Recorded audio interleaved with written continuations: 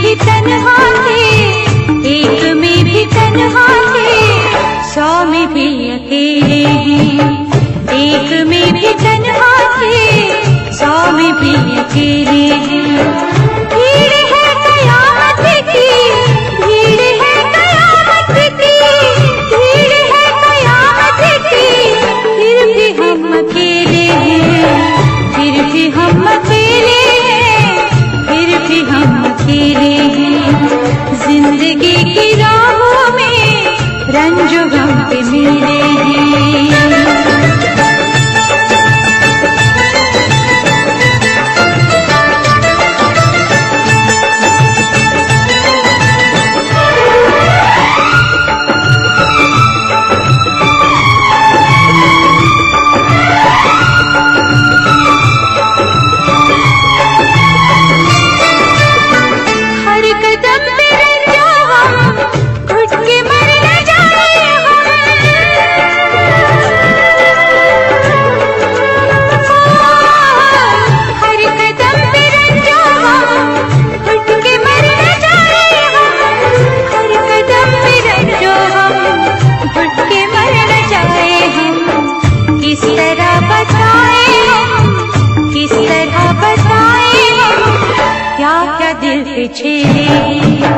किस तरह बताए हम क्या क्या दिल पे झेले हैं। भीड़ है कयामत की, भीड़ है कयामत की, भीड़ है कयामत की, फिर भी हम अकेले हैं, फिर भी हम अकेले हैं, फिर भी हम अकेले हैं।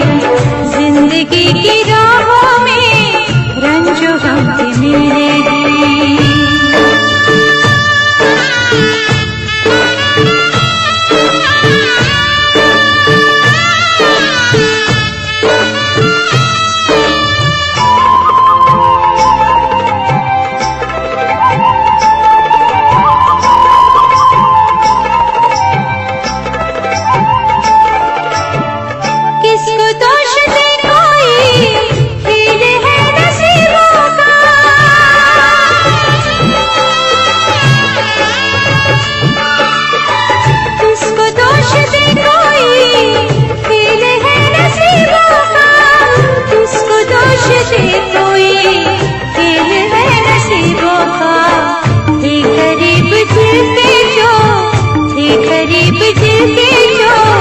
अजनबी वो चेहरे थे करीब दिल के जो अजनबी वो चेहरे हैं।